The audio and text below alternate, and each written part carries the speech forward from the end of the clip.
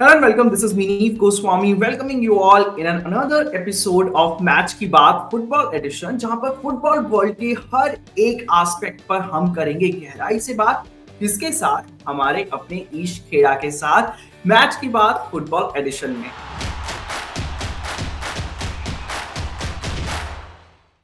So hi Ish, how are you? I am good Neev, आप कैसे हो?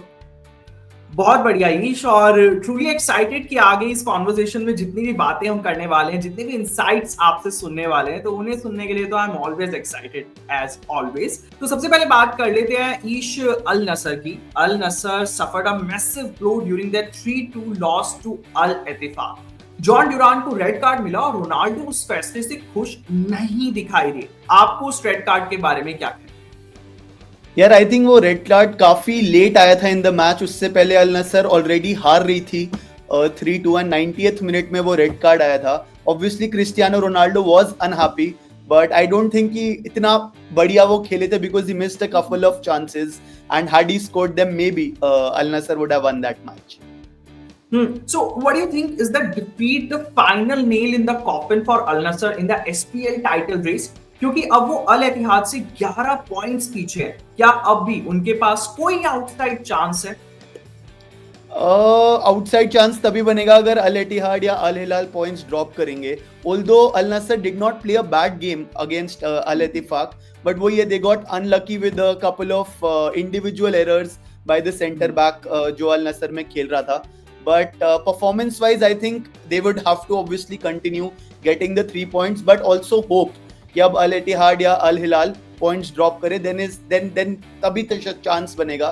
Otherwise, I don't think they'll win the SPL this season.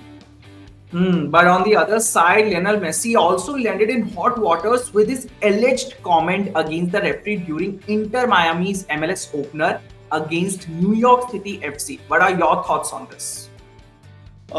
Leo Messi बिल्कुल गुस्से में लग रहा था यार मैच में। Of course they got a draw and जो ड्रॉ हुआ उसमें दोनों असिस्ट लियो मेसी के थे, so he had a wonderful performance, but he wasn't happy with the referee. ऐसे हमने देखा मैच के बाद उसने गला भी पकड़ लिया न्यूयॉर्क सिटी के कोई ऑफिशियल को, may be he was the coach, he was really angry, but at the end of the day they got a draw courtesy his individual brilliance. Whereas मिर्चा एलिनेक ने न्यूयॉर्क सिटी एफसी के लिए ना सिर्फ गोल किया बल्कि सीयू सेलिब्रेशन से उस गोल को उन्होंने सेलिब्रेट भी किया। बीइंग अ रोनाल्डो फैन, ये तो आपको बहुत पसंद आया होगा, है ना?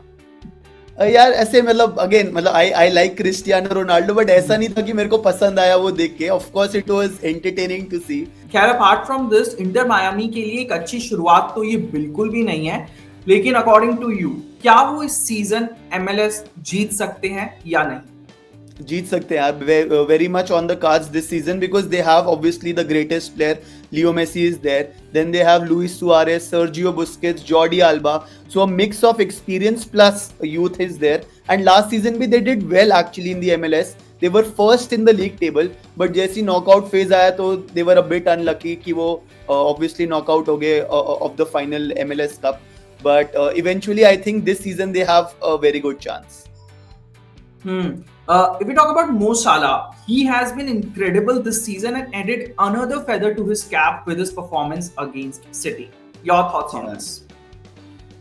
Supreme form. I think he is the best player in the Premier League for sure. And this season, I think I read it somewhere, he's got close to 30 goals and 20 assists overall. अगर मैं आपको अभी choice दूं कि 2025 बैलन Dar decide करने के लिए, अगर मैं आपको अभी कहूं, तो आप साला को राफिना एंड एम्बापे से आगे रखकर ये अवार्ड देंगे या नहीं? देखो, अगर आज की बात हो रही है तो डेफिनेटली आई थिंक मो साला डिजर्व्स दैट अवार्ड, बट बैलन डोर का क्राइटेरिया ये भी होता है ना कि एट द एंड ट्रॉफीज कितनी जीती क्लब ने एंड फिर इंडिविजुअल कंट्रीब्यूशन क्या थी। So it will depend on whether Barcelona और Real Madrid can win the La Liga title and the Champions League. Same for Mohamed Salah, if he can win the Premier League, he is winning the Premier League with Liverpool, but can he win another trophy, say the Champions League? तो उसके basis पे decide होगा कि क्या हो सकता है। Arsenal have thrown it away, haven't they? Like, I mean, West Ham के खिलाफ वो हार अब तो उनके लिए प्रीमियर लीग टाइटल को दूर कर चुकी है ना? 100% because this was a must win match for Arsenal. अगर जीत जाते तो they would have been like 5 points just above. I mean, Liverpool just 5 point आगे होती Arsenal के, and they bottled it. They lost the match, and of course they are facing a lot of problems up top because they don't have a proper striker. And I think the league is over. I think Liverpool is winning the league this season.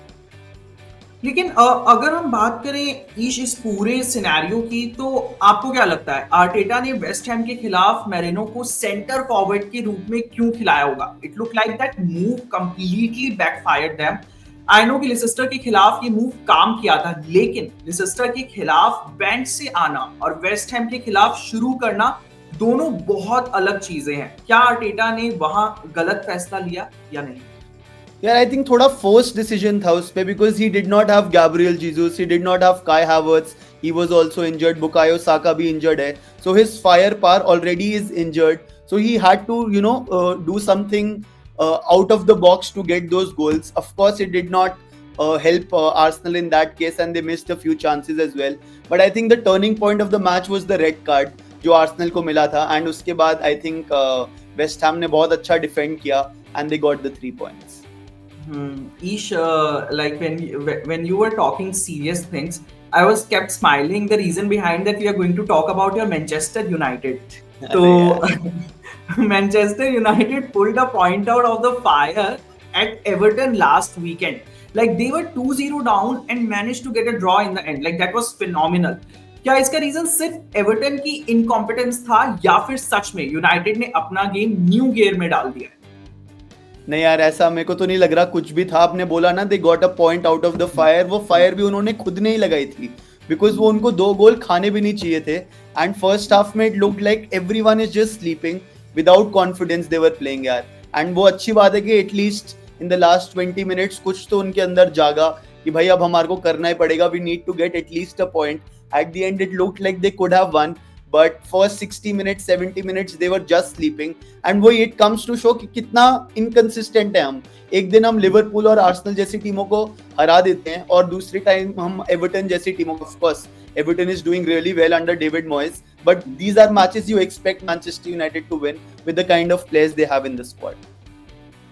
चलिए, कहते हैं अंत भला तो सब भला, but if you had to pick a position where United will finish, what would it be now? या देखो, मैंने एक ना न्यूज देखी थी जिसमें एक AI सुपर कंप्यूटर ने प्रेडिक्ट किया यूनाइटेड का premier league position, and that was 14th। तो मैं कंप्यूटर के साथ जाऊंगा, आई थिंक 14th ही करेगी। उससे ऊपर होप भी करना आई थिंक दैट विल हमारे को दुख ही देगा वो अगर नहीं पहुंचती वहां तक तो। Ish, but Chelsea, like they have now lost 3 straight games in all competitions. या फिर ये भी बोल सकते हैं कि अब वो थोड़ा मुश्किल में है टॉप 4 में अपनी जगह बनाने के लिए। लेकिन आपके अकॉर्डिंग उनके साथ दिक्कत कहां हो रही है और क्या हो रही है? कहीं निकोलस जैक्सन की जो चोट है, उन्होंने तो चेल्सी को पूरी तरह से एक्सपोज तो नहीं कर दिया? I think that's part of the reason they are also struggling through a lot of injuries. Mudryk is injured, Nicholas Jackson is injured, and Baki Madueke is also injured.